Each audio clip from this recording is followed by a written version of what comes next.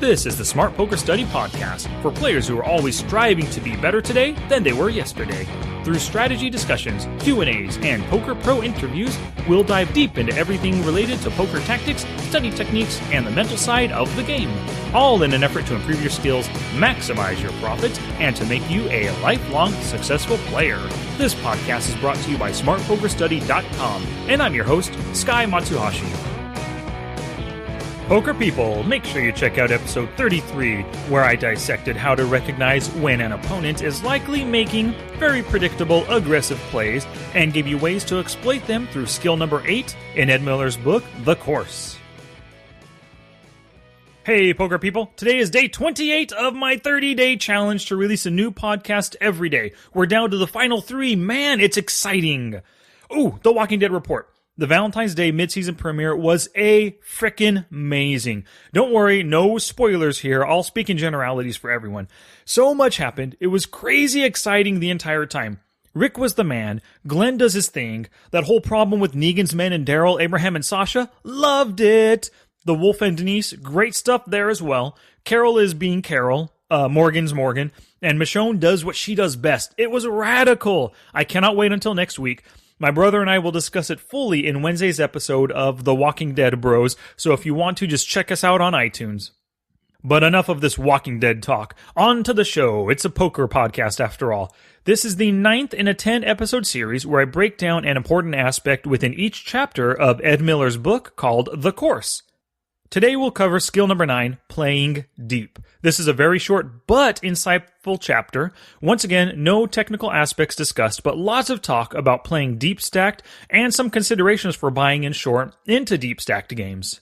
So for a little overview of the episode, like in the previous episodes, I'll go through Chapter 9 by hitting each step in my 7-step process to getting the most from poker books. We'll discuss how fear can affect your game, and I'll dive into analyzing one of my own fears. Then I'll give you ways to work through your fear, and I'll end with a great challenge that will improve your mental game. And if you haven't already downloaded it, hit today's show notes page at smartpokerstudy.com/pod34 to download your own copy of the 7 Steps to Poker Book Learning PDF to follow along with everything we talk about today. And stick around to the end because I've got a great special Amazon Prime music contest to tell you about that's exclusive to my listeners. Now here it is, today's podcast mission. My mission for today is to give you strategies to avoid fear or to deal with the fear while you're playing so it doesn't negatively impact your decisions.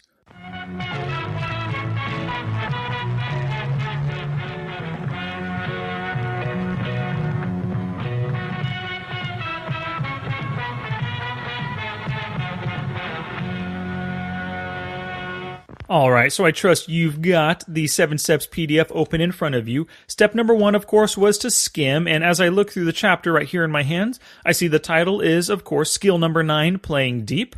And looking through it, there is some great stuff here.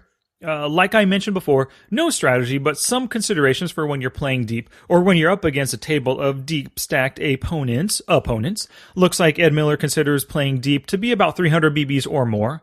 He also, within this chapter, dispels a ton of the myths that surround playing deep. There's a header here that says not a totally different game. This is about things not changing too much when deep stacked. There are some changes, but not that much. And the next header is deep stacks in practice. So this covers some ideas on good practices for playing with a deep stack. And the final header is, of course, final thoughts. And he sums it up with, the way to win deep stacked is to be better at poker than other players. Yeah, obviously. And he also gives 5 good points, a little summary of deep stack considerations here. And the whole chapter is only 9 pages long, so it's a short one, but without a doubt a good one. So on to step 2 in the process, which is setting a goal. Now that we have a basic understanding of the chapter, we want to read it productively and effectively. To do this, I've devised 3 questions, and finding the answers to these is our goal while reading. So question number 1 is, what skills can I learn from this chapter? Well, we'll learn some considerations when playing with and against big stacks, which is a great cash game skill. Question number 2 is, why are these skills important or relevant to my game? So as a cash game player, I'm always hoping to be up 3 to 4 buy-ins on any one table, preferably all 6, of course, so learning how to play when I get there will help. And question 3, how can I implement these skills in my game? Well, let's go ahead and read the chapter and figure out how we can kind of adjust our game based on the stack sizes. So, of course, this leads to step number 3 in the 7-step process, which is read. And yes, this is another great chapter. Ed Miller discusses lots of big stack considerations, and he dispels many of the myths surrounding deep stack play. And I'm super glad that I read this chapter, because a lot of these myths were always stuck in my head, things that I believed about deep stack play. And there's so much to learn here. So make sure you pick up your own copy of the course. If you haven't done so already, you can purchase the course through my Amazon affiliate link in the show notes for this page at smartpokerstudy.com/pod34. I'd like to focus on one thing that Ed Miller said, and I quote, "If you're afraid of getting stacked, you won't succeed. Do not play deep unless you're comfortable with the idea of getting stacked 2 or 3 times even. Of course, no one wants to lose, but you can't play in fear of it. Even a whiff of fear will come through, and you'll make exactly the errors your opponents expect you to make, which is obviously a bad situation." Now, that is such a great point that Ed Miller makes there about fear. Let's dive into this and look into fear at the poker tables. So after reading, we get into step number 4, which is summarize and analyze. And to summarize this, the totally simplified summary is fear leads to loss. And to expand on this just a little bit, fear leads to bad decisions, which lead to loss, which leads to tilt, which leads to more loss. I know a guy who once encapsulated this perfectly. Fear is the path to the dark side. Fear leads to anger. Anger leads to hate. Hate leads to suffering.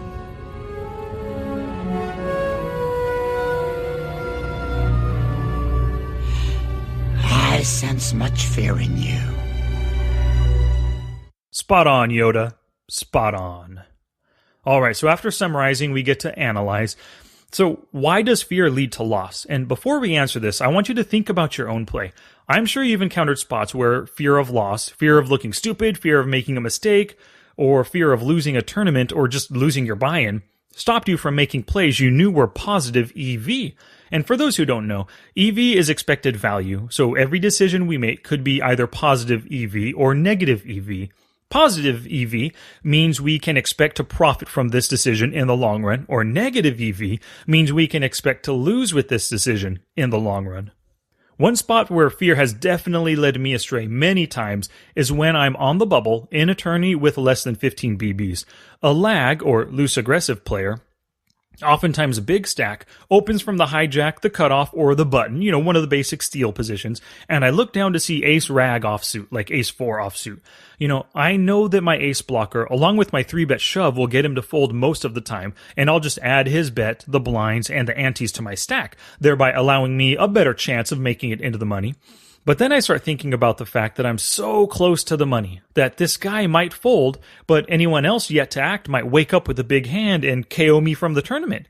So then I start rationalizing something like, I'll just wait for a better hand, and even if I don't catch one, I should be able to squeak into the money. I've worked hard to ditch this fear in these spots, but occasionally it comes back and hits me when I least expect it. So, once again, why does fear lead to loss? Well, fear overrides your logic centers, and emotion starts to take control of your decision-making. Your mind can just go blank, and all you think about is, what will happen if I lose this hand, lose this stack, this tournament, whatever. The fear can be debilitating as well, and you begin to feel weakened, like you aren't the player you should be, like everyone at the table's better than you, they've got it all under control, and that the decisions you make are all incorrect. So this loss of logic and feeling weakened or inferior to your opponents will lead to bad decisions. You'll play hands you shouldn't, throw away the hands that you should play in spots where every move you make choreographs your exact strength to your opponents, and even play just hopeful poker. This is where you only think about hitting the flop, turn, or river, and that's all you're concerned with, your cards and the board. You forget to think about your opponent's range, bet sizing, the action on each street, the opponents you're up against, everything. You just know your cards and the board, and this leads to big mistakes, which leads to losing pots. So, great. We know what fear can lead to. So now the question is, how can we stop this fear from taking over? The first step to this is figuring out what we're afraid of and why we're afraid of it. We need to break it down to its simplest form. To do this, we need to play the why game. And I know, it's the worst game in the world. My boys purposely play it to tick me off, and they freaking love it. Dad, are you going to work today? Yes. Why? To make money. Why? To buy food and pay for the house. Why? Because we need a place to live and food to eat. Why? Or else we die. Why? I don't know. Why? Because I don't want to think negatively. Why? Arrgh! So frustrating. Hey, what's a pirate's favorite letter? R. Maybe it's because his name is Randy. Ha! Randy. You know, I love that word, but I never use it. I never get a chance to. And actually, my mind often just goes to horny. Yeah, I've got to change that. New affirmation. I'm committed to saying Randy over horny. Game on. Okay, back to fear and the why game. I said earlier that I sometimes get fearful of busting out of tournaments on the bubble. Why is that? Because I want to win money. Why? Because I don't want to lose my buy-in. Why? Because it's a big portion of my bankroll, and to win back that buy-in will take a lot of work. Do you feel the same way about smaller buy-ins? No. Why? Because losing those is no big deal as it's such a small part of my bankroll. Bingo! So for me, the bigger the stakes, the more fearful I am of losing that part of my bankroll. Now that we've figured out the underlying reason for my bubble fear of busting, it's time to resolve this, which is the second step in the process of stopping fear from taking over. There are 3 ways to deal with this.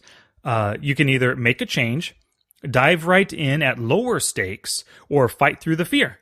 So for the first one, making a change, it can be as simple as just making a change in the stakes I play. If higher buy-ins are causing the fear, then maybe I should only play lower buy-ins until my bankroll is enough to make me feel comfortable. I feel this is only a short-term fix, but it could lead to a better understanding of the fear so that it will have less of a hold on me later as I move up in stakes. The second way to deal with it is to dive right in, but at lower stakes. So the plan here would be to purposely put yourself in these fearful situations at lower stakes and remind yourself that this is the same as at the higher stakes. For my fear of bubbling, it would be to remind myself every time I'm on the bubble at the comfortable stakes that this is exactly like the higher stakes. I'm still playing against other players. We have X number of big blinds. The logistics of poker still remain the same. 2 cards, flop, a turn, and a river, and also I know the math and the best plays, and we're so many spots away from the money. Those circumstances never change based on the buy-in. So if I just keep reminding myself of that as I move up in stakes, that would help me deal with that fear. So the third way to deal with this is to fight through the fear. Be prepared for the fear. Stay at the same stakes and don't make any changes. But prepare for these spots in your warm-ups and have some logic statements or affirmations at the ready to help you think calmly through the fear. Here's a couple for you to use. What's the worst that can happen? I lose a buy-in? That's a pretty good affirmation, I think. The next one is, without some failure, you can't learn what's needed to achieve greater success. Absolutely. Failure is a good teacher. I agree with that. The next one is, real failure only happens when you give up. Faux show. I agree with that 100%. And the last little affirmation that I have for you is, I guarantee Ivy or Negreanu would not feel fear in this spot. And that's often, it's kind of like the what would Jesus do kind of question. Whenever I'm in a spot and I don't know I do know what the best play is, but I'm scared to make it, I often try to think to myself, what would Negreanu do? What would Ivy do? And they would probably make that play that I'm thinking of. And that is sometimes the action or the thought that I need to spur me to action. Before we move on to step 5 in the 7 steps of poker book learning, I want to mention a few other common fears that you might be experiencing. Break down why this is your fear. Get to the underlying cause, then create a plan to get beyond the fear. Some other fears are a fear of failure, fear of mistakes, fear of a bad run, fear of losing money, fear of going busto, fear of looking like a blockhead. So analyzing takes us into step 5 in the 7-step process, which is take action. So during your next warm-up, before you play, and remember I talked about warm-ups back in episode number 5, be aware that your fear will strike at some point. Actually, count on the fear hitting you. Have a plan to deal with it, and this could include playing lower stakes or using affirmations and logic statements to control your thinking. Have a notepad in front of you to take notes on any fear that you experience as well. And I just said it, but I'll say it again for emphasis. Count on the fear hitting. It'll come, if not in this session, then soon. So be ready for it. At the end of your session, answer the following questions. How do I feel about the session played? How did I like employing the skills learned? In this case, it's dealing with your fear. And the third question is, do I think this skill has some value and does it merit further review before fully integrating it into my repertoire? And after you're playing leads us into step number 6, which is assessment. So when it comes to working on any aspect of your mental game, and fear is definitely a part of this, you shouldn't wait for the next day. Write your thoughts in your poker journal, as journaling helps to crystallize them and allows you an additional way to reflect on what you're working on. And of course, I talked about poker journaling back in episode 15, so if you need some more info, go back and listen to 15. Oh, and it's interesting, writing keeps the left side of your brain occupied, so the right side is more free to think random thoughts and make associations you never thought were there. So in your journal, you can write down how the fear came about, how it manifested itself in your game, what you did to overcome the fear, and how successful you were at overcoming it. And of course, step 7 in the 7-step process to learning from books is to rinse, repeat, review. Now that you've taken action and made this initial assessment, it's time to take action again in another session and work on your fear. Just repeat steps 5 to 7 here for as long as it takes until you feel you've got a great grasp on this concept. Use your journal entry in your next session's warm-up to help you prepare, once again, for that unavoidable fear that will pop up. If you do this enough, you'll work through the fear. I guarantee it. Challenge! Here's my challenge to you for this episode. Figure out what your fears are at the table. Play the why game and get to the bottom of it. Make a plan and review your plan in your next warm-up before you begin your session. Now it's time to take action and do something positive for your poker game. Oh, that's it now. Get out there and be somebody. Go write a book. We talked about skill number 9 in the course and the 7 steps to getting the most from it. We discussed how fear can affect your game, and I dove into analyzing my own fear of busting on the bubble. Then I gave you ways to work through your fear, and I ended with a great challenge that will improve your mental game. Please go to the show notes at smartpokerstudy.com/pod34 for everything mentioned here, and make sure you pick up the 7 Steps to Poker Book Learning PDF while you're there. Thank you so much for listening today. Send me your feedback through the show notes page. You can also send an email to sky@smartpokerstudy.com, tweet me at smartpokerstudy, or post in the Facebook group at smartpokerstudy.com/discuss. And please send me your questions or ideas for podcast topics through all the channels just mentioned. And here's your chance to enter the Amazon Prime Music Contest. Everyone who signs up for a free Amazon Prime Music trial will be entered into a contest to win a copy of the Freedom Journal. This is an incredible leather-bound book that helps you set and attain smart poker goals in 100 days. SMART stands for specific, measurable, achievable, relevant, and time-bound, as discussed way back in episode 2. I supported this project on Kickstarter and received a few copies, and this is your chance to win one of my copies for free. All you have to do is sign up for the free 30-day trial to Amazon Prime Music through me and send me a screenshot of your free trial sign-up confirmation. With your free trial of Amazon Prime Music, you'll enjoy unlimited ad-free music streaming from thousands of playlists and stations, plus free 2-day shipping. And your signing up supports me as this is one of my affiliates. So please visit the show notes at smartpokerstudy.com/pod34 and click on the Prime Music banner for this killer offer. This contest will run through February 29th, so sign up before then and email me a screenshot of your Prime Music confirmation. Alrighty, poker people, be sure to come back for tomorrow's episode number 35, where I continue in Ed Miller's book, The Course, for the final skill, number 10, taking on the pros.